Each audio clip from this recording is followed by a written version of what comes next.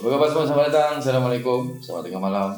Yang dalam ni semua memang geng burung hantu ataupun baru bangkit daripada tidur.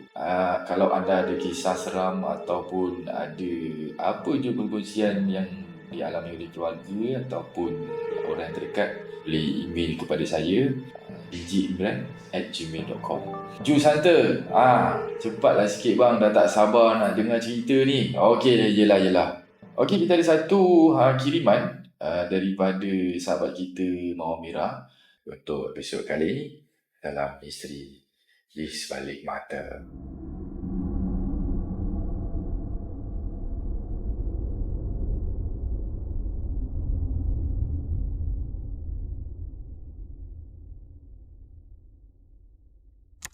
Hello, hai DJ Imran.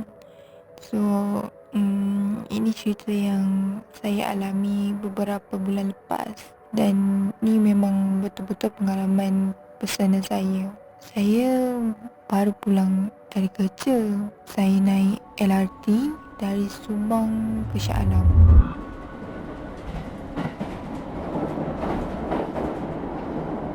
Waktu ni tak ramai orang.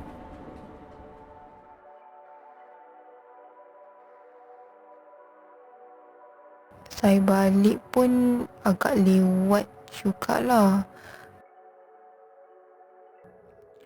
Saya macam rasa ada seseorang tengah perhatikan saya.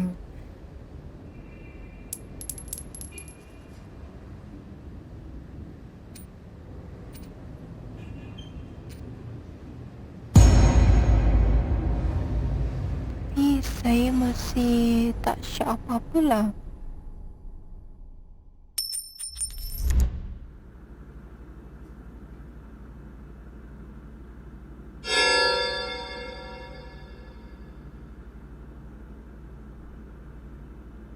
Sayang, okey tak tu?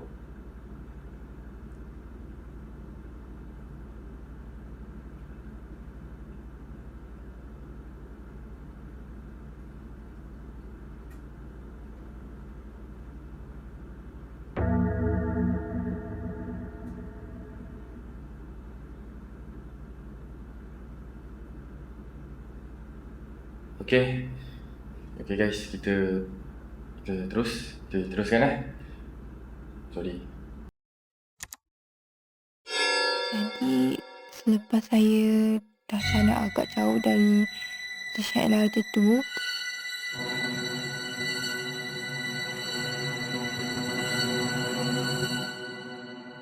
DJ Imran, saya masih rasa macam sedang diperhatikan. Saya tak tahulah kenapa saya asyik terjatuhkan duit saya tu.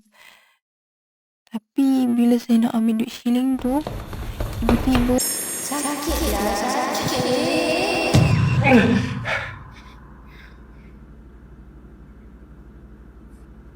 Awak!